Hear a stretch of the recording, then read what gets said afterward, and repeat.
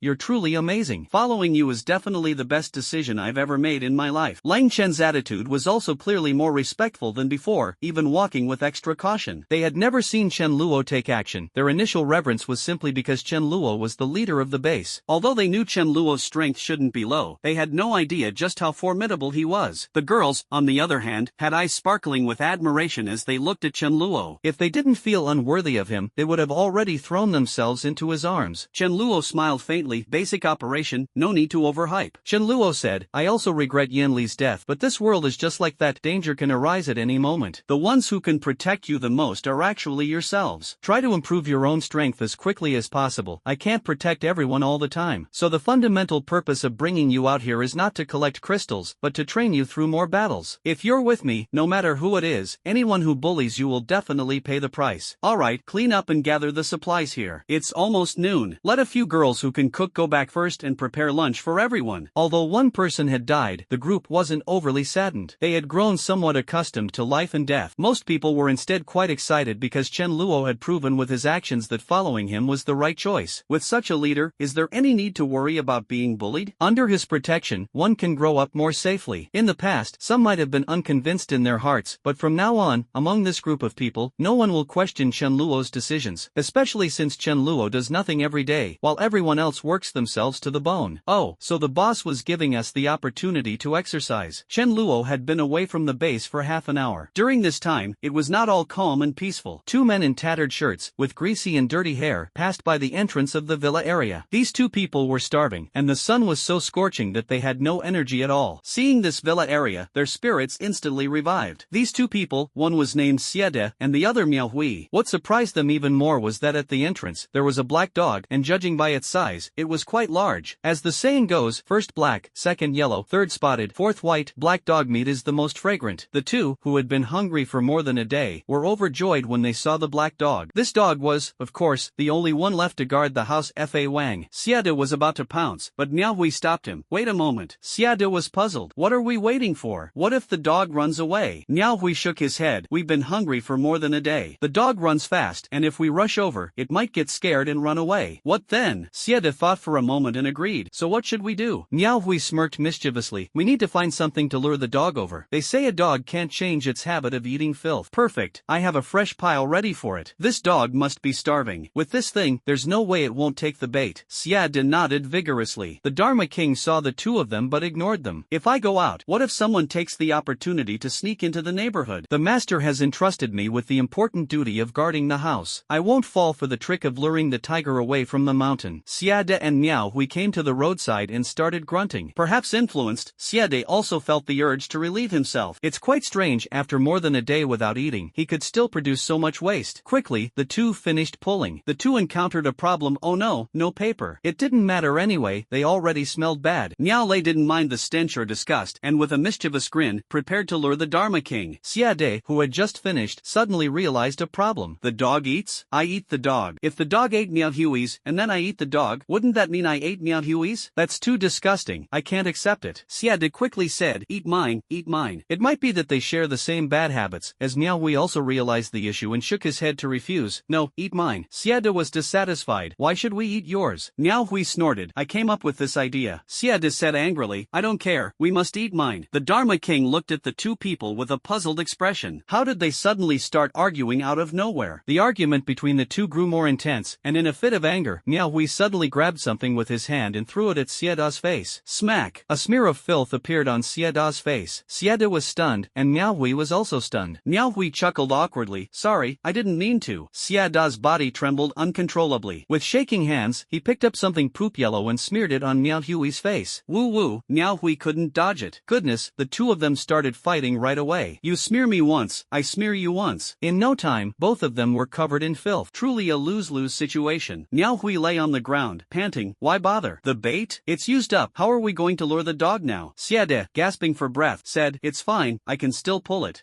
I won, eat mine then. Faced with the choice between eating excrement and eating dog meat, Miao Hui ultimately chose to eat both, as there was no other way. Xiade really produced another lump. Seeing Xieda's smug expression, Miao Hui couldn't stand it. He grabbed some of Xieda's and smeared it on what Xiade had just produced. Xiade angrily said, Xiade really wanted to press this onto Miao Hui's face, but he couldn't. If he wasted it again, there would truly be none left. Not eating dog meat anymore? All of this was witnessed by the Dharma King, who was overjoyed. These two fools, playing with each other? It's the first time the dog has seen something like this. But when the two placed the smelly thing not far away and signaled the Dharma King to come over and eat, while making enticing sounds with their mouths, the Dharma King froze. A dog's face slowly twisted, and the king's visage became terrifying. Utter humiliation. You can scheme against the dog, but you cannot insult the dog like this. The king was so enraged that lightning unnaturally flashed around him. Xiade and Miao Hui were dumbfounded. How could this dog generate electricity? Especially with the ferocious look of the Dharma King at this moment. The two had a bad feeling. The Dharma King lunged at them, and the two were so frightened that they turned and ran. Coincidentally, at this moment, Chen Luo returned. Seeing the Dharma King chasing someone, Chen Luo shouted, Dharma King, what are you doing? Chen Luo's expression changed. What was this smell? How did such a strong stench appear at the entrance after just stepping out for a while? The Dharma King was furious and didn't even hear what Chen Luo said. Chen Luo cursed inwardly. What was wrong with the Dharma King, actually treating his words as if they were nothing? The two of them certainly didn't escape. The Dharma King was much faster than them. If you want to eat dog meat, you must be prepared to be counterattacked. Perhaps you think this is too much. One is a human, the other is a dog. Can they even be compared? But nature is all about the survival of the fittest. If the Dharma King were just an ordinary dog, wouldn't it have been eaten? Hunting a male lion requires the resolve to be devoured by the pride. The French king was so angry that he couldn't even eat lunch. Chen Luo was considering whether it was time to recruit more people. While others kept recruiting, if he didn't, and they encountered a team of several hundred people, his side wouldn't stand a chance. The current manpower, in 2 or 3 months, no one knows how much will be left. If there were a bit more manpower on Shuyun's side today, such an incident probably wouldn't have happened. Chen Luo was originally planning to establish a large base to see if it could help survive the increasingly difficult apocalypse. Elites are needed, but the foundational base is also necessary. Elites are selected from the base level. A good talent in a previous life, reaching level 10, a king-level survivor, is not something you can encounter casually. It takes time. As long as they follow orders and dare to fight zombies, they can be accepted for now. After all, there are plenty of supplies, so there's no fear of not being able to support them. Chen Luo conveyed this order. When encountering survivors nearby, the test can be issued. Those who pass the test can be accepted. Those with auxiliary abilities do not need to be tested and can be accepted directly. Finally, after being inspected by the group favorite, Rice, it's done. Chen Guang said, the boss said that if we encounter someone with support abilities, even if they don't want to join, we have to bring them over, even if by force. Chen Guang passed it on to Su Daju, who then passed it on to Leng Chen, and so on. In the end, somehow, it got passed along. The boss said that as long as it's a pretty girl, just bring her over by force. Chen Luo expressed that he wouldn't take the blame for this. A conspicuous notice board appeared at the entrance of the villa area. To cope with the changing world, we are now recruiting like-minded friends to establish a settlement and survive together. There are crystals in the foreheads of zombies that allow survivors to enhance their powers. The stronger the zombie, the better the quality of the crystal. Absorbing the crystals can strengthen supernatural abilities and promote level advancement. This base has several level 3 ability users with formidable strength. Benefits: 1. 3 full meals a day, with occasional meat provided. 2. Excellent living environment, move in with your belongings, and daily necessities and clothing are provided. 3. The base is equipped with a generator to meet the needs of simple daily entertainment. 4. Sufficient transistors to meet your upgrade requirements and enhance your own strength. 5. The gathering place is your support, ensuring you won't be bullied. Requirements: 1. Follow orders. 2. Dare to fight zombies and reach level 2. 3. Supportive ability users and special ability users can ignore the level requirement or have it reduced. 4. If family members can comply with the requirements, even those at level 1 can be brought alone. Note: this gathering place enforces strict discipline. Those who violate morality and order, disobey commands, or flee during combat will be severely punished. This was the recruitment notice Chen Luo spent over half an hour creating, with input from Mi Ling, Xu Yun, and others. The requirements are not very high, but they are not low either. Although it's about recruiting people, it doesn't mean just anyone will be accepted. If you don't show the strength of the base, why would capable people simply join just because you're recruiting? This treatment is already very good. Revealing the existence of a level 3 ability user can demonstrate your strength. It's likely that apart from Chen Luo's place, it's hard to find another level 3 ability user. It's not that there aren't any, it's just really hard to come across. Under these conditions, as long as a survivor without personal ambition sees it, they will basically think about joining. And if someone harbors ill intentions and dares to make trouble, Chen Luo is not afraid at all and has absolute confidence to punish them. After lunch, Chen Luo did not ask Xu Yun to continue leading people to kill zombies. They had already completed their task in the morning, and he couldn't let people stay in combat all day. Afternoon free practice. Chen Luo's location is relatively remote, but precisely because of its remoteness, more people tend to pass by. Everyone wants to find a place with fewer zombies to settle down. At 1:30, a 7-seater van drove to the entrance of the residential area. The people in the car hesitated noticeably when they saw the guards at the entrance of the villa area, but upon seeing the notice board with red paper and black characters, they couldn't help but move closer to take a look. Chen Guang saw this group of people but did not inquire, simply waiting quietly for them to finish reading the notice board. Absorb the powerful energy of the crystal? Seriously, the secret of the crystal is just being announced like this? Meals provided in abundance, occasionally with meat? Really? Crystals are also provided in abundance? What shocked them even more was that there were actually several level 3 ability users in the settlement before them. Tier 3? I've never even heard of it, yet there are several of them. The strength is overwhelming. The treatment is top-notch. A few people who were just worrying about where to go immediately became interested. But with good benefits come high requirements. You need to reach level 2 to join. Among the 5 of them, only 2 had reached level 2. Someone asked, "Brother Chao, what do you think?" Wang Chao hesitated for a moment. If it's really as they say, then of course there's no question, we should definitely join. But only Lu Qi and I have reached level 2, while the 3 of you haven't met the requirements. Lu Qi said, "Let's go down and ask. Isn't it possible to bring family members?" Several people's eyes clearly lit up, and they got out of the car cautiously to ask questions. This settlement actually has a level 3 ability user, which is terrifying. No one knows how many level 2 ability users there are. Chen Guang, however, smiled and shook his head. Family members refer to those with blood relations. However, if a level 1 ability user can pay 3 level 1 crystals, they can also join. If a level 1 ability user has 3 crystals, it proves they indeed have the strength to kill zombies and will eventually reach level 2. If a level 2 ability user is willing to help them pay, it means the relationship is quite good, so why not collect it together? Currently, there are no survivors who have reached level 2, it's just that they learned the secret of the crystals late. Rules are rigid, but Chen Luo had instructed Chen Guang to be flexible and adaptable. Chen Guang secretly wondered, level 2 ability users are not uncommon. If it weren't for the boss, none of them would have known the secret of the crystals and would all still be at level 1. Lu Qi said, "I'm a level 2 healer dad, capable of healing and boosting strength. I wonder if you could make an exception." Chen Guang was quite surprised. A healer dad? This is truly a rare character. Without consulting Chen Luo, Chen Guang also understood that they couldn't let this guy slip away. Chen Guang immediately nodded. "Alright." Chen Guang confirmed, "After joining, you'll need to fight zombies every day. Otherwise, where will the crystals for advancement come from? How will we gather supplies? However, team actions will be much safer. If you can't accept this, you can leave." The group was initially hesitant, but then they saw the beautiful girl standing under the sunshade, watching them with interest. Exchanging glances with each other, they immediately agreed. "There are pretty girls, but you didn't mention it. If you had, we wouldn't even need to think about it." Chen Guang smiled and led them to Chen Luo, who was playing on his phone in a shady spot nearby. "Big brother, these guys want to join us. See if they're suitable." Chen Luo stood up holding his rice bowl. It's impolite to talk to people while lying on a chair. Once familiar, it doesn't matter, but for new members, it's necessary to show some respect. Chen Guang said, "This Wang Chao here is level 2, this Lu Qi is level 2 in the light system, and the other 3 are level 1. Chen Luo understood. With this Lu Qi from the light system around, bringing along 3 tagalongs didn't matter. After all, no one here could just coast through. This Lu Qi seemed somewhat familiar. Chen Luo seemed to have heard of him before. He was a somewhat well-known nanny dad. Chen Luo nodded. "Welcome to the team. Have someone arrange accommodations for them." After confirming with Mi Fan, no impure-minded individuals have infiltrated. When freshmen enter university, what they hope for most is probably a beautiful senior to guide them. A beautiful girl helps them settle down in a villa. Chen Luo smiled. "Lucky, huh? So easily recruiting someone from the light faction. Hopefully, they can truly integrate here." An entire afternoon passed, and 3 more groups of people gradually passed by the entrance of the neighborhood. The first group was a crowd who were still unaware of the secret of the crystals and had no special abilities, but wanted to join. Chen Guang told them to reach level 2 first and then come back. Although unwilling, no one dared to act recklessly. The second group had a lot of people, more than 20. Among them were 3 level 2 ability users, 2 males and 1 female. Although they were together, they were faintly divided into 2 factions, with the 2 males as the respective leaders. If they joined, it was clear they would become like commoners, which they were unwilling to accept, and the level 1 Chen Guang refused to take them in. The only second level female ability user got off the car with one of her sisters to request to join. The 2 men's expressions changed, wanting to stop them, but they didn't dare to go too far. The signboard clearly stated that there were several third-level ability users here, so they didn't dare to act arrogantly. Looking at the 2 girls, Chen Guang's eyes lit up. They both looked quite good. This time, Chen Guang did not require them to be related by blood. Having many girls in a settlement is very important. Strong men will come attracted by the reputation, while women dare not stay in settlements full of men, as it feels too unsafe. They, too, will come attracted by the reputation. In the previous life, Mi Ling's power developed rapidly in this way. If it weren't for seeing a few girls at the entrance, these 2 girls who wanted to join wouldn't have been so decisive. Staying among a group of smelly men, constantly subjected to their lecherous gazes, was too unbearable. Anyway, girls in the settlement don't receive any special treatment. Although they aren't family members, Chen Guang isn't that particular. In just one afternoon, 7 people were recruited. If recruitment were fully open, at least 30 people could have been brought in. In the evening, Chen Luo continued absorbing the power of the level 6 crystal. After reaching level 5, a small event could be held. Chen Luo knows where a level 4 mutant is and can go kill it to obtain its crystal. It wouldn't be of much help to Chen Luo but could be given to Mi Ling, Mi Li, or the Dharma King. Logically speaking, Chen Luo is now very confident in killing a level 4 mutant, with almost no danger involved. But in Chen Luo's view, the risk is still too high. It doesn't align with my cautious personality. If it weren't for the fact that mutants are hard to find and there are plenty of resources there, Chen Luo wouldn't even want to go. Chen Luo could feel that he would be able to break through to level 5 tomorrow night. At level 5, he could continuously use Void Walk or long-distance Void Walk, which would make things much more stable. The next day, 9 more people from Chen Guang's group reached level 2, and the remaining ones would almost certainly reach level 2 by tomorrow. Except for the newcomers, no one was exempt from collecting crystals on the first day. Otherwise, even if they were girls, there would be no special treatment, everyone was treated equally. Chen Luo instructed Xu Yun, "Today, you head to Xingfu Road. I plan to go to the market there tomorrow and organize a collective operation. Clear out the zombies on the road first. Be careful not to get too close to the market and keep at least a 500-meter distance." Although Xu Yun was surprised, she didn't ask further and nodded. Level 1 zombies may have gained a bit of intelligence, but once their attack patterns are understood, casualties can basically be avoided. Today, Xu Yun learned a lesson and did not scatter to collect supplies. Everyone stayed within each other's sight, and there were no casualties. The few people who joined yesterday were secretly amazed. This group's strength is indeed formidable. With seamless coordination, they killed hundreds of zombies without a single person getting injured. Chen Luo stayed at home. Only 3 people were recruited today, but all were level 2, 2 men and 1 woman. In the evening, Chen Luo felt a bit excited. Tonight, he could reach level 5. After reaching level 5, unless he deliberately sought death in a massive horde of zombies, it would be impossible for level 1 zombies to harm him through sheer numbers. Sure enough, after draining the level 6 crystal and absorbing most of the power from the level 5 crystal, Chen Luo successfully reached level 5 as he had hoped. The good news was that he had advanced to level 5 in less than a month since the apocalypse began. The bad news was that, without any fortuitous opportunities, it would be very difficult to quickly enhance his strength for quite some time. The crystal of a level 1 zombie was no longer useful to Chen Luo. All attributes had improved significantly, and most importantly, the the alien energy within his body had undergone some qualitative changes. The same power of the ability could now be used with less energy. Previously, he could only perform a 100-meter void walk once, but now he could perform a void walk of about 500 meters in one go. Can 100 meters and 500 meters be the same? At 500 meters, without any obstacles blocking the view, you still wouldn't see where I've run to. Especially since zombies don't have very good eyesight. Chen Luo smiled, happily celebrating with Mi Li. Only the rice was unhappy, and I had to sleep with a cat again. The next day, Chen Luo gathered everyone. The team had grown from 65 people to 74 compared to the previous 2 days. The number of people couldn't be considered small, but it was definitely not a lot either. Chen Luo wasn't in a hurry, it was still early days. Out of 74 people, only 5 are still at level 1, while the rest are all at level 2 or 3. Chen Luo said, "Today, we will carry out a group operation, and I will also participate. The target is the farmer's market on Xingfu Road. It's somewhat dangerous, so everyone, be careful." The apocalypse occurred at around 9 in the morning. At this time, there might not be many people on the streets, but the farmer's market would definitely be crowded. In the farmer's market, the number of zombies won't be too high, but their density will be significantly greater, making it hard to encounter just a few isolated zombies. More than a dozen zombies acting together is considered few, especially 4th-level mutant zombies. If they see so many people like Chen Luo, with their intelligence equivalent to that of a 10-year-old human, they will definitely gather some zombies for collective action. Fighting against a zombie horde of this scale, Chen Luo alone is confident, but it wouldn't achieve the effect of training the team members. Although there are many zombies at the market, there are also supplies. There are all kinds of grains, oils, rice, and flour, as well as various dried goods. Hearing about going to the market, many people showed nervous expressions, but since Chen Luo had spoken, no one dared to back out. Someone still needs to be arranged to stay and guard the house. Chen Luo took a look around and decided to let Chen Guang stay behind with some people this time. Although Chen Guang was weak in strength, he still had a good eye for things. Relying on a dozen people to guard the house was, of course, not secure, so Chen Luo also left the Dharma King behind. It couldn't be said to be foolproof, but with a team of dozens, the Dharma King alone could handle them. Chen Luo and his group took all the vehicles with strong loading capacity, forming a long convoy heading to the market. Such a convoy is hard not to notice. Chen Luo squinted his eyes. Anyone daring to steal from my house better see if they have the ability to get away unscathed. A group of 60 people, yet they were driving 22 vehicles, with all kinds of cars. Those who could drive moved along slowly, while those who couldn't followed beside the cars, clearing zombies from the road. Creeping forward at a turtle's pace, we arrived at the market half an hour later. To be precise, this is a farmer's market, not a small vegetable market. Small cold storage, wholesale markets, grain and oil stores, seasoning shops, agricultural products, live chickens, live ducks, and live fish are all sold here. Correspondingly, there are probably around 1,000 zombies here. And the density of zombies is relatively concentrated, often with a dozen or so zombies gathered together. The 4-person squads method is not feasible. When a dozen zombies use spells together, it's very difficult to evade them through prediction and positioning. Direct confrontation would result in casualties. Chen Luo smiled and said, in such situations, you need to learn to use luring and continuous pulling tactics. Zhang Feng, you go attract the zombies, luring them out batch by batch. Zhang Feng pulled a long face. I, the mighty blade master, am reduced to doing the job of luring monsters. For Zhang Feng's safety, Mi Li enhanced his status. Zhang Feng entered the market, and a group of 7 or 8 zombies on the outskirts saw him and immediately chased after him. As long as he keeps a distance of more than 20 meters from the zombies cannot harm Zhang Feng. Low-level zombies don't have such a long range. Level 1 zombies can't even catch up with level 1 survivors, let alone Zhang Feng, who is a level 2 wind element. As long as Zhang Feng maintains the proper distance, he'll be fine. The speed of zombies varies. As they run, the gap between them becomes increasingly apparent. 10 members stood ready. When the leading zombie approached, 2 members focused their fire and took it down instantly. Normally, level 1 zombies have a bit of intelligence and will retreat when they see a crowd. However, their intelligence is limited, and they think their comrades are right behind them. I have plenty of people too, why should I be afraid of you? But the result is like the Calabash brothers rescuing their grandfather, delivering themselves one by one. This method is not easy to use either. First, it has to be in an open area, otherwise, too many obstacles will affect the speed. Second, there must be no zombies around, or else you'll be surrounded by zombies from the front and back with no way to escape. Third, you need to hope your luck isn't too bad and you don't encounter zombies that run faster than you. It also can't be used to deal with large groups of zombies, as there will always be a few zombies that run almost as fast. Chen Luo said, if you encounter a slightly larger number of zombies in the future, you can use this method. But if there are too many, don't use it, and don't blame me if you die. Everyone nodded with bright eyes. Actually, this method isn't very clever. After enough encounters with zombies, one would naturally think of it. A few second-level members with good speed split lit up to attract the zombies, and soon, they cleared out the hundreds of zombies around the market's perimeter. There are only zombies left in the center of the market and on the other three sides. Chen Luo said, I'll personally lure the zombies below. Chen Luo didn't dare let Zhang Feng go, otherwise, if he encountered a mutant zombie, it would be instant death. Now at level 5, Chen Luo's top speed reaches nearly 40 meters per second, even though he isn't of the lightning or wind element. In his previous life, Chen Luo had only heard people say that at this time, there was an Earth-type mutant zombie in the market with strength roughly at level 4 and possibly at level 5. But it couldn't be level 6. Chen Luo first arrived at the area selling pork, beef, and lamb. This space covered 500 to 600 square meters and had about 80 to 90 zombies. A few zombies immediately started chasing after Chen Luo as soon as they saw him. Unlike the outskirts, as soon as there was movement from a zombie, the zombies crowded in this area also started to move. It was like a catfish entering a pond. All the zombies chased after Chen Luo. In the neighboring agricultural products area, upon seeing this commotion, although they couldn't see Chen Luo, they also rushed over to join the chaos. Chen Luo took off running. For Chen Luo, these zombies are nothing at all, but killing them all wouldn't serve the purpose of training the members. In the agricultural product area, an old farmer zombie wearing a straw hat sat on a stool, seemingly still selling vegetables. Upon hearing the commotion, it also ran out. It ran very fast, even slightly faster than Zhang Feng. Chen Luo deliberately slowed down, otherwise the zombie wouldn't play along with him. Nearly 200 zombies. Chen Luo did not immediately notice the old farmer zombie hidden among the zombie horde. Suddenly, Chen Luo felt movement behind him. Turning around, he saw a zombie with extraordinary speed rapidly approaching him, and it was about to catch up. The old farmer zombie unleashed 3 earth spikes, arranged in a straight line, almost completely blocking all of Chen Luo's escape routes. Chen Luo was not alarmed but rather delighted. So soon, I've encountered you? Chen Luo crouched down directly, dodging the spikes while beginning to condense the void blade. 3 more spikes came at him, and Chen Luo used void walk to instantly teleport behind it. Otherwise, if the old farmer zombie hid among the zombie horde, void walk would still inevitably have to be used. Void walk not only evaded the old farmer zombie's attack but also brought him behind it when it was completely unguarded. The old farmer zombie didn't even have time to use the earth shield before Chen Luo's sword sliced through its head. Chen Luo carried the still twitching head and continued running forward. Level 4 zombies stood no chance against Chen Luo. Over 200 zombies were chasing Chen Luo, with more than 40 of them moving at roughly the same speed. If Zhang Feng dared to lead such a horde of zombies, he would get his teammates killed. Everyone was stunned to see Chen Luo attracting so many zombies. Chen Luo shouted, "Everyone, start running. Use your speed advantage to shake them off. At the same time, prepare your spells, aim roughly while looking back, throw them, and then keep running. Don't stop." Chen Luo passed by the team members, and the zombies naturally began chasing the others. Everyone started running, keeping a bit of distance from each other. At the moment, the zombies couldn't catch up with them at all. As soon as the spells were ready, some people threw them directly behind, figuring there were so many zombies that even blind luck could hit one. No one dared to stop, with gaps lasting no more than 0.3 seconds. The zombies couldn't react in time to counterattack, and by the time they wanted to fight back, the members had already started running again. The zombies forcibly cast spells, but they couldn't hit anyone due to insufficient range. As long as this rhythm is maintained and there are no zombies blocking the way ahead, there won't be any danger. The surrounding zombies had already been cleared out earlier. More than 200 zombies were easily eliminated. Everyone showed happy smiles, some even excited. As long as they trained hard with this method, no matter how many zombies there were, it wouldn't be enough for them to kill. Chen Luo shook his head. The premise is that you have to keep up with the pace of the zombies' evolution. Most of the survivors simply cannot keep up with the speed of the zombies' evolution. Moreover, without Chen Luo killing the old farmer zombie, no matter what method you use, you can only run away, and how many can escape will depend on luck. Afterward, Chen Luo continuously used this method to attract zombies. Although it was a bit too laborious, it was safe and reliable. Otherwise, facing zombies head-on would result in too many casualties. This method quickly encountered difficulties because the members' supernatural powers were soon exhausted. Promoted to level 2, they can cast spells about 10 times, but without hitting the zombies' vital points, they still can't achieve an instant kill. 60 people barely managed to kill over 400 zombies, and they were already out of breath, unable to use their abilities anymore. The elemental members were basically useless. Next, it all depends on Chen Luo. Su Dazhu and the others had to cautiously eliminate them, as the density of zombies here was slightly higher. Chen Luo took out the long-lost iron rod. A level 5 fighting a level 1, plus the support of Millie. Isn't it just like a grandfather disciplining his grandson? Moreover, Chen Luo wouldn't engage in a head-on confrontation. Chen Luo single-handedly killed more than 400 zombies, while the rest were mainly killed by Su Dazhu, Mi Ling, and others. After swinging his weapon hundreds of times with great effort, Chen Luo was somewhat out of breath. When the number of zombies reaches a certain point, even even Chen Luo could be exhausted to death. Everyone was stunned, especially Wang Chao, Lu Qi, and the others who arrived later. If they hadn't seen it with their own eyes, who would dare to believe it? One person killed more than half of the zombies in the farmer's market? Chen Luo waved his hand. Don't just stand there, quickly take away all the supplies you can carry. Everyone nodded excitedly. Who wouldn't be happy to have a leader like this? Yang Xian drove the heavy truck inside. There were still several large trucks and many small trucks in the farmer's market. While everyone was collecting crystals from the zombies, they searched for car keys. Most of the truck keys were found. Chen Luo went to the cold storage, which was much smaller compared to the one where he had stockpiled pork. Chen Luo planned to take out some pork and beef. Even if the cold storage lost power, people would be too happy to care about why the pork hadn't spoiled. Take out 10 tons, that's 20,000 pounds. Chen Luo directly kicked the cold storage door open with a heavy blow. With a loud bang, Chen Luo entered the cold storage, and to his surprise, there was still a bit of cold air inside. Chen Luo was puzzled. Hadn't the power been cut off long ago? Could it be the backup diesel generator? But without anyone around, the diesel generator couldn't operate for such a long time. A trembling and frightened voice came from the room next door. Who? Didn't have time to check what supplies were available. Chen Luo left the cold storage and quickly followed the sound to the room next to it. Through the window, he saw a drowsy, pale-faced woman. Chen Luo glanced around. This room was a machine room with 2 high-powered diesel generators inside. It wasn't hard for Chen Luo to guess that the woman in front of him was maintaining the operation of the diesel generators, ensuring the normal functioning of the cold storage. Chen Luo smiled and said, "Big sister, you're saved." A brief conversation indeed confirmed Chen Luo's suspicion. The woman in front of him was named Yang Lan, and she had worked in this cold storage facility before the apocalypse. Another employee had not turned into a zombie either, but was killed by one. Yang Lan, on the other hand, hid in this room and survived until now by relying on frozen vegetables she brought from the cold storage. Yang Lan was very disappointed to learn that the apocalypse had not been brought under control. Yang Lan weakly said, "Young man, can you take me home? My home is a dozen kilometers away, still in a bustling area." Chen Luo shook his head. "Sorry, I don't have that ability. I can only say that if there's a chance in the future, I can take you to see it, but not now. You've stored so many supplies, I can take you back to my settlement." Considering the amount of supplies, Chen Luo would definitely fulfill requests that are easy to handle, but this was truly too dangerous. "I really don't dare." Yang Lan reluctantly nodded, feeling it was indeed a bit of a stretch. The diesel for the backup generator had already run out. If Chen Luo had come a few days later, all the supplies in the cold storage would have been completely spoiled. Chen Luo was full of smiles. Although there weren't many supplies in the cold storage, there were still 80 tons of beef and 50 tons of lamb. There are only some carrots, green beans, and lettuce among the vegetables. After all, it's just a small cold storage, and it's not full. The beef and mutton are packed in cardboard boxes, almost all weighing 50 pounds per box. This amount of stuff doesn't interest Chen Luo, but it can be used openly as a reward for the members, avoiding well-intentioned deception. Call over 2 girls to take Yang Lan to the car. After hiding in the machine room for so many days, Yang Lan's body was already very weak. Not much ability, doing some logistics work is fine too. When the other members learned there was so much beef and mutton, they were absolutely thrilled, eating it every day, every meal, and still not finishing it in a year. The Ice-type members quickly released cold air to freeze the beef and mutton. With the maintenance of the Ice-type members, the beef and mutton won't spoil in the short term. Over time, however, it will affect the taste, far inferior to storing it in Chen Luo's ability space. The supplies in the farmer's market are, of course, not limited to this. In the wholesale market, there are still thousands of items such as beer, beverages, dried shrimp, and cured meat, canned goods, packaged chicken feet, chicken legs, whole chickens, and whole ducks. There is also no shortage of various grains and seasonings. It can be said that the supplies in this farmer's market are very abundant. In the previous life, at this time, capable settlements would come to take a look, but due to the presence of breakthrough-level zombies, no one succeeded. By the time success comes, there will be no more beef and lamb. The morning weather was already a bit hot, but everyone was cheerfully and quickly transporting the goods. It's not hard to imagine that there will definitely be a big feast after returning. It took 2 hours of continuous work to load all the supplies onto the vehicles. The vehicles Chen Luo originally had were indeed not enough to transport all the supplies back in one trip, returning fully loaded. Just as Chen Luo and his group were driving out of the farmer's market gate, another convoy arrived. The people in the vehicles looked utterly shocked at the large number of zombie corpses inside the farmer's market and the supplies loaded on some of Chen Luo's vehicles. It's not hard to guess what. A middle-aged man reached out to stop the car led by Chen Luo. Chen Luo said calmly, "Don't block the way." The middle-aged man looked a bit embarrassed and was about to say something when a motorcycle drove over. A dark-skinned but very spirited young man came down. Chen Luo's pupils contracted sharply. It was him, Xia Haoren. Who would later earn the title of Invincible Iron Fist, unexpectedly appeared here. Xia Haoren Haoren was not here for Chen Luo but for the middle-aged man blocking the way. Xia Haoren pleaded somewhat, Brother Long, I heard you caught a live chicken. Could you give it to me? My mother is barely holding on and wants to have a bowl of chicken soup before she passes. If someone who knows how to make chicken soup could be found, I would even sell my life to you. After reaching level 4, flesh-type ability users can use the power of their abilities to temper their bodies. Afterward, they can branch into two directions, biased towards defense, biased towards strength. Each person's physique is different, and the effect of consuming abilities for tempering also varies. Take Su Daju, for example. His strength improvement isn't much, but the enhancement in defense is astonishing. Su Daju can withstand the spells of elemental ability users of the same level head-on. This type of defensive approach is often suitable for standing at the front during battles with zombie hordes. After all, when zombies reach higher levels, their intelligence is not much different from humans, or even higher, leaving no room for tricks, only direct confrontation. Xia Haoren, on the other hand, is at the opposite extreme. The effect of enhancing his strength is astonishing, and he has concentrated most of his power into his pair of fists. These fists are known as the Iron Fists, having taught countless people a lesson, and remain undefeated. So, Xia Haoren earned the title of Invincible Iron Fist. His growth rate was in no way slower than other king-level ability users, and he definitely had the qualifications of a king level. Unfortunately, in his previous life he died early. At level 10, Xia Haoren perished in a group fight. Moreover, before the apocalypse, Xia Haoren was the national champion in combat in Sanda, possessing exceptional martial skills. For such a person, Chen Luo naturally had quite an impression. At this moment, Xia Haoren pleaded, Brother Long, can you give me the chicken you caught? Last night, Xia Haoren heard his mother, tormented by illness, muttering about chicken soup in her sleep. Xia Haoren's mother was also a reasonable person. How could she trouble Xia Haoren by saying she wanted to drink a bowl of chicken soup? Isn't this deliberately making things difficult for people? But the unintentional sleep talk was overheard by Xia Haoren. His mother couldn't hold on for a few more days. Xia Haoren made up his mind to do whatever it takes to fulfill his mother's final wish. Xia Haoren heard that the man in front of him, Brother Long, had caught a live chicken that had escaped from the market, so he followed him all the way and found him. Brother Long was stunned. You want my precious hen? This is a hen that lays eggs, 1 egg every day, a golden hen, priceless. He couldn't even bear to eat it himself, planning to keep it for laying eggs. Goodness, and now you want it from me? Who are you? Brother Long felt displeased in his heart, but he didn't show it on his face. He waved his hand and said, Sorry, brother, I can't agree to that. Brother Long spoke politely, but the people behind him were far less courteous. What a clever scheme. Asking for Brother Long's chicken and making it sound nice, saying you're selling your life to Brother Long, isn't it more like you're expecting Brother Long to support you for the rest of your life? Damn, where does this guy get the nerve? He even wants us to make chicken soup for him. Truly shameless. Do you need Brother Long to help you into the bridal chamber? This person seems to be the Sanda champion, Xia Haoren. He's quite skilled. Someone recognized Xia Haoren. TCH, what's the use? One electric shock from me, and he won't survive, will he? Xia Haoren clenched his fists, ready to subdue Brother Long and force him to comply. As long as there was a way, he couldn't let his mother pass away with regrets. At that moment, Chen Luo rolled down the car window and interjected, I have chicken here, and a chef too. I can meet your demands. So, you're selling your life to me, right? Xia Haoren was taken aback and said, Yes, as long as there's a bowl of proper chicken soup, my life is yours. Chen Luo smiled, Alright, I'll take this deal. Exchanging a bowl of chicken soup for a top-notch expert? If you don't take this kind of deal, you'll be struck by lightning. Mi Ling watched with some confusion. This wasn't Chen Luo's usual behavior. Normally, when encountering this kind of beggar, it would already be a good thing if he didn't directly tell them to scram. Could it be that he was moved by this person's filial piety? It seems so. I couldn't tell, but sometimes your heart is quite kind. Chen Luo turned around and said, Daju, Milan, the three of you switch to another car. I'll go with this Xia Haoren to take a look. Chen Luo planned to bring Xia Haoren and his mother directly to the base. The three nodded and got into another car. Chen Luo said, Xia Haoren, right? Get in the car, let's bring your mother to my place. Xia Haoren could tell that the young man in front of him held a significant position among this group and probably wouldn't joke about something like this. If not, it wouldn't be too late to come back and find this Brother Long. Xia Haoren nodded, and two of Chen Luo's underlings loaded his motorcycle onto the vehicle. Brother Long still wanted to say something. He originally planned to spend about a week slowly grinding down the zombies in the market, but he didn't expect Chen Luo to beat him to it. In such a short time, it couldn't have been done by grinding them down. This strength is terrifying. He wanted to ask how Chen Luo managed it, what supplies he had obtained, and whether he could trade for some, but Chen Luo said, Don't make me say it a third time. Move aside. Although Chen Luo's expression was calm and his tone wasn't high, Brother Long felt that if he didn't step aside soon, Chen Luo might just take him down. At the same time, Chen Luo's members were also glaring at Brother Long and his group with unfriendly eyes. Are you kidding? With such a formidable boss, why would they be afraid afraid of trouble. Brother Long smiled apologetically and said, "Don't get angry, I'll move right away." Brother Long waved his hand and quickly stepped aside, leading the way. "At least he's a smart person," Chen Luo said. "Wait for me here on the road. I'll be right back." So many vehicles, take another road, too many obstacles. They went back first, but Chen Luo was still worried. Chen Luo came from the east, while Xia Haoren's temporary residence was in the south. Xia Haoren said, "It's nearby, not far, just a few hundred meters away." The nearby zombies had also been cleared out, with only a few left, and those were swiftly dealt with by Xia Haoren after getting out of the car. It was truly clean and swift. A fireball brushed past Xia Haoren's head, yet Xia Haoren remained unfazed. Dealing with 3 zombies at the same time, it only took 2 moves to hit their vital points. The zombies didn't even touch the hem of Xia Haoren's clothes. This is skillful. Chen Luo estimated that when the level is low and there are no powerful skills, being at the same level as Xia Haoren, he would definitely not be a match for Xia Haoren in a direct fight without using Void Walk. Although Chen Luo had likely experienced more battles than Xia Haoren, his combat skills were indeed not as good as Xia Haoren's. In his previous life, when Chen Luo fought, if he couldn't ambush and kill his opponent, he would absolutely avoid battles that could be avoided. Direct combat is so dangerous. Isn't it better to strike from behind? Now, it's just relying on absolute power to crush. So, as for combat skills, I really don't know any. Don't overestimate me. No matter how powerful you are, it doesn't matter. In the end, I'm the one who survived. Entering an old residential area, they stopped under a building. Xia Haoren said, "Big brother, wait for me for a moment." In less than 2 minutes, Xia Haoren came down from upstairs carrying a woman in her 50s. Judging by her appearance, she looked like she was in her 60s, appearing aged. Xia's mother barely opened her eyes. After getting into the car, Xia Haoren said in a low voice, "Cancer, terminal stage." Chen Luo understood there was no saving them, unless Melee advanced to level 7 now. The current healing techniques could only treat some external injuries and had not yet reached the level of curing terminal illnesses. After reuniting with Mi Ling and the others, Chen Luo began the journey back to the city. Brother Long and the others immediately entered the market to see if there was anything left behind. The valuable supplies had all been taken by Chen Luo, leaving only some rotten vegetables, rotten fruits, and spoiled meat. If you wanted them, Chen Luo had no objections. In less than half an hour, Chen Luo returned to the villa area. The house hadn't been robbed. Now, there are still plenty of supplies. Although others know that Chen Luo has a lot of supplies, they are unclear about how many people are staying behind. When supplies are still sufficient and resources can be found elsewhere, there's no need to fight desperately with each other. Chen Luo called over 2 girls and arranged a separate room for Xia's mother in the villa next door to his. Xia Haoren looked at Chen Luo eagerly. Chen Luo smiled and said, "Wait a moment, I'll arrange for someone to handle it right now." Chen Luo entered the villa and said to Mayu, who was staying at home, "Sister Yu, make some chicken soup. Show off your best skills this time, and be serious about it, okay? Whatever ingredients and seasonings you need, just let me know." Mayu nodded and muttered, "That's not right. Are you implying I wasn't serious before?" Chen Luo said awkwardly, "This time, you need to be even more serious. It'll be worth it. Hurry up." Mayu Dao said, "If you want the chicken soup to be good, it will take at least 3 hours." Chen Luo thought for a moment and said, "Let's make some home-cooked dishes too, 4 meat and 4 vegetarian. It can't just be chicken soup. Maybe Mother Xiao wants to eat something else too?" Winning people's hearts should be even more thorough. What could I possibly not have? Chen Luo left the villa, and everyone had already started transporting supplies. This time, there were quite a lot of supplies, and several villas weren't enough to store them all. The beef and mutton, in particular, needed proper storage, with ice-type ability users adding ice at regular intervals every day. Xia Haoren was feeling very excited. With so much stuff, having a chicken really wasn't just talk. Chen Luo thought for a moment and called over Shu Yun, after transporting the items, "Have someone take out 300 pounds each of beef and mutton, skewer them into kebabs, and we'll have a barbecue tonight." Superhumans all have big appetites, especially after being restrained for so long. With over 70 people, don't worry about not finishing the food. When this news spread, basically everyone went crazy with joy. Being able to have barbecue at a time like this is truly a luxury. Chen Luo called out to Xia Haoren and went to Xia's mother's room. When Xia's mother saw Chen Luo, she tried to get up but couldn't. She weakly smiled and said, "Thank you, young man, for taking us in." Xia's mother already looked very unwell. Chen Luo smiled and said, "Auntie, just tell me what you'd like to eat, or if you have any requests, feel free to ask." Xia's mother waved her hand. "I'm old, I don't feel like eating anything." She still didn't know that Xia Haoren had sold himself for her. Chen Luo didn't say much either, telling Xia Haoren not to do anything and just stay with his mother. 3 hours later, at 12:30, Mayu had already finished preparing all the dishes and served them in front of Xia's mother. On the dining table, there were 8 dishes and 1 soup: pork with vermicelli, boiled prawns, steamed base, cabbage with beef, braised dried tofu, scrambled eggs with tomatoes, yam with black fungus, and tender tofu, and the chicken soup specifically requested by Xia Haoren. A feast of color, aroma, and flavor. Xia Haoran was dumbfounded, and Xia's mother even wiped her eyes with effort, thinking she was hallucinating. Chen Luo smiled and said, "Auntie, it's time to eat." Xia Haoran looked at Chen Luo with great gratitude, never expecting that Chen Luo could provide such a table full of dishes. Xia's mother couldn't refuse and, with Xia Haoran's assistance, enjoyed a wonderful meal. Chen Luo, however, didn't expect Xia's mother to leave so quickly. Before her death, Xia's mother trembled and spoke slowly. "Young man, I can tell you're a good person. Take good care of my son." Xia's mother then said to Xia Haoran, "No one knows a child better than their mother. For him to give you something so precious to honor me shows he values you greatly. Don't let people down in life." Xia Haoran gripped his mother's hand tightly. To Chen Luo's surprise, Xia Haoran was not overly saddened by his mother's death. Xia Haoran said in a low voice, "It's better to pass away peacefully, without suffering from the pain of illness anymore. Continuing to live in this world would only be torment. I was already mentally prepared. Big brother, just watch how I perform in the future." Chen Luo responded with a hum. He understood Xia Haoran's character. Otherwise, if he were an ungrateful person, no matter how capable he was, Chen Luo wouldn't give him a single grain of rice. Chen Luo asked, "Burial or cremation?" After handling the funeral arrangements for Xia's mother, Chen Luo placed Xia Haoran with Fang Yu and did not give Xia Haoran any special treatment. With Xia Haoran's skills and talent, his rise is only a matter of time. Without any contributions, receiving special treatment directly would make others feel unfair. "I joined earlier than you, contributed more than you, yet your treatment is better than mine. Why?" Everyone was happily skewering meat, while Chen Luo was thinking that it was time to start managing the team more systematically. As the team grew larger, rules needed to be established early. Some people couldn't be allowed to just idle away. A set of reward and punishment regulations had to be established, along with a hierarchy system, to motivate everyone's enthusiasm. Chen Luo copied the hierarchical system of a settlement from his previous life and quickly finalized it. The hierarchical positions in the settlement are divided into leader, deputy leader, elder, elite member, ordinary member, and new member. Additionally, there is a special position called offering. This position can only be assigned by Chen Luo, and Su Daju and Mi Li are offerings. Each level enjoys different benefits. Those who have reached level 3 can be designated as elite members, while all others are regular members. For any new joiners,